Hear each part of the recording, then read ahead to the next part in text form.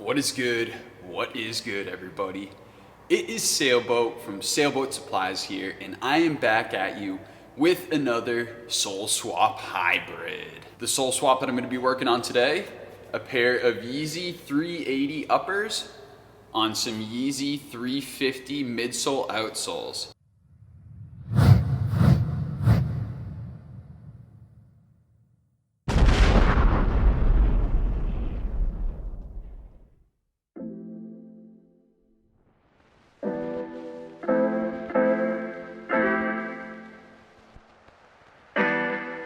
Obviously, I'm in a little bit of a newer spot today. I'm helping out with San Diego custom footwear class, and it's going very, very well. Right now, I got a little bit of downtime during lunch though, so I figured let's get started on the preparation work. I'm really excited about this combination. I've had these parts sitting around for a while now, and it's time that I finally did something with them. Today, I'm just gonna get into the preparation process. I will be dyeing both the uppers and the midsole outsoles as well. I'm really excited to get to the cleaning process, get these guys ready, so then that way I can go ahead and dye them. Let's hop into it, guys. So unfortunately, I wasn't able to provide video of the first part of this project, which is the actual sole detachment. And that's because I was using some old spare components that I had lying around for the last year or so. After getting your soles and your uppers detached, it's absolutely imperative that you remove all of the excess glue and any leftover debris using acetone and cotton balls. Alright guys, now that the uppers and the midsoles have been prepped properly, it's time to get them dyed. I've been debating for a while exactly what color I want to do them, and I can't come to a decision, so it's going to be just kind of a random figure it out as I go type of deal. Pretty pumped on trying a little bit of everything here. It's going to be a fun process, so I will kind of narrate the next section to tell you guys exactly what I'll be doing as we go. The next step in this process was to actually dye the soles and the uppers of the shoes.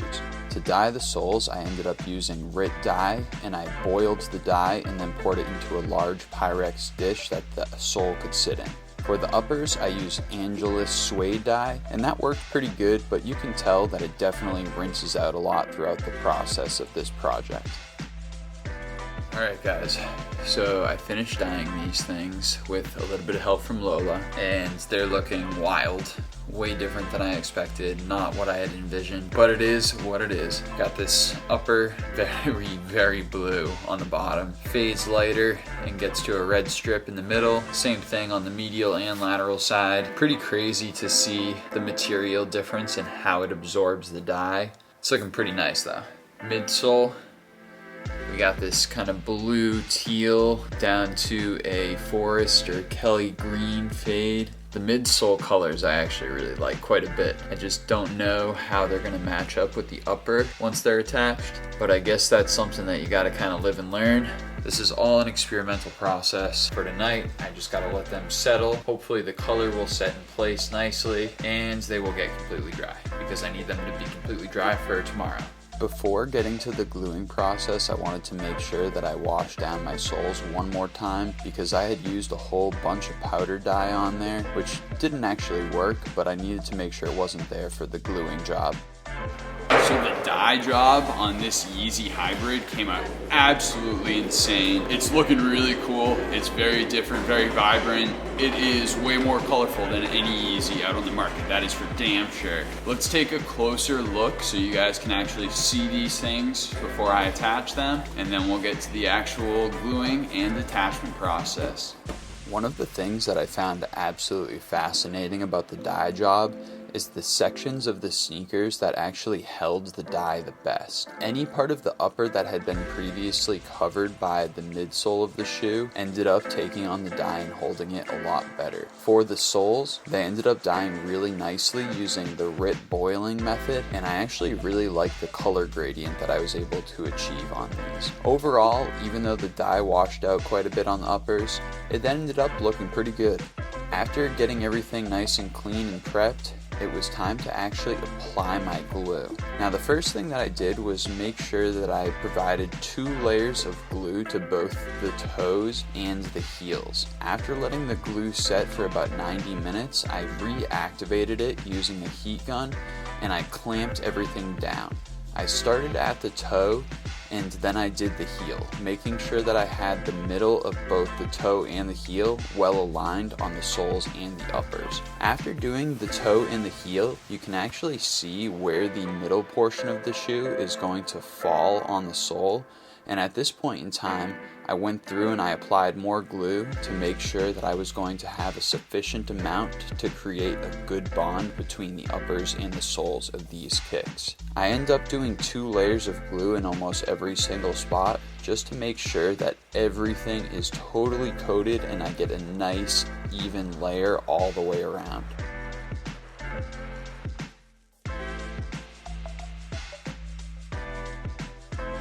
After waiting another 90 minutes, I went ahead and reactivated the glue at the middle portions of the shoe, so then that way I could finalize the clamping process. This portion, you got to make sure that you do it section by section, because if you're not careful, you can end up getting some really bad bonds and some really bad alignment that will actually mess with not only the look, but the comfort of the shoes.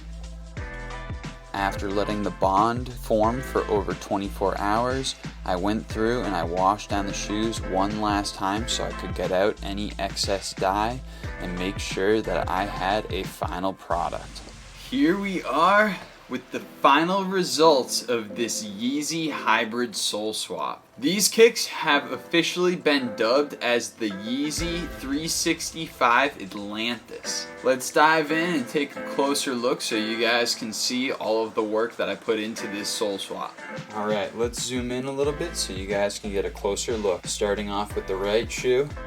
One of the things that you'll notice is that from a lateral view, these things have kind of a funky structure to them. The curvature in the front is due to the fact that the uppers were a half size smaller than the sole, and unfortunately, even though the 350 sole fits about a half size small on foot, it doesn't make for a good match between the uppers and the soles when you're combining the two. Additionally, I kind of broke down some of this internal supportive structure during the initial sole removal and during the removal of the excess glue because of all of the application of heat and chemicals that I used during the process. You'll notice that the dyes that I used on the upper washed out pretty substantially, and that's something that I've noticed is that working with this kind of material, it's actually very, very difficult to dye. You can see this inner plastic cage here took that suede dye on very, very nicely, but this upper portion got washed out quite a bit. I actually like that though, and I think that the aesthetic is really nice having a contrast of all these different colors. The sole dye actually worked out quite nicely. You can see that the bottom held on to that kind of Kelly green color, but as you go up the sole,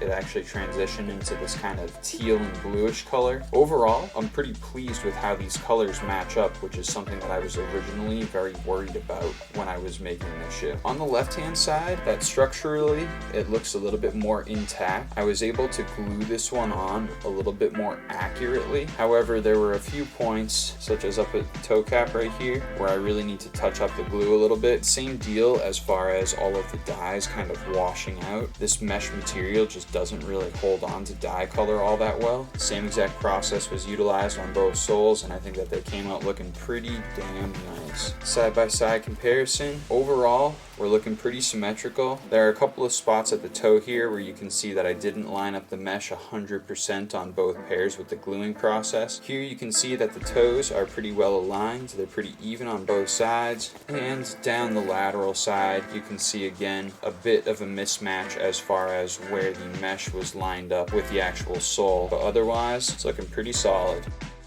So luckily, a little bit of a shorter video for you guys. I hope that you enjoyed the process of seeing exactly how I did this Yeezy sole swap hybrid. I'm pretty pleased with the results. I'm curious what you guys think about this sole swap hybrid though. So please, make sure that you let me know in the comments. If you guys enjoyed this video, please make sure to take the 10 seconds to go ahead and click the like and subscribe buttons. Literally 2 clicks with your fingertip helps to support the channel quite a bit, and that's something that will keep me pushing forward and providing great content like this for you guys in the future. If you guys are interested in seeing any of the other customization projects or restoration projects that I've done, or any of the stuff that I have for sale, make sure that you check out the website at www.sailboatsupplies.xyz. Additionally, you guys can find me on social media at Sailboat Supplies. As always, thank you to everybody that stuck around until the cold, bitter end of this video. You guys already know, I'm Sailboat,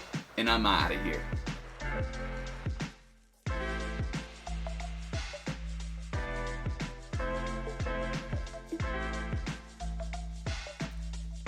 Some of you guys might be wondering if these things still glow because I used the Calcite Glow upper, so I wanted to show you real quick. Oh hell yeah, them bitches still glow. Sheesh, look at that. I would have thought that it really would have gotten rid of that glow with all the dye that was put on these shoes, but nah man, they're still glowing nice.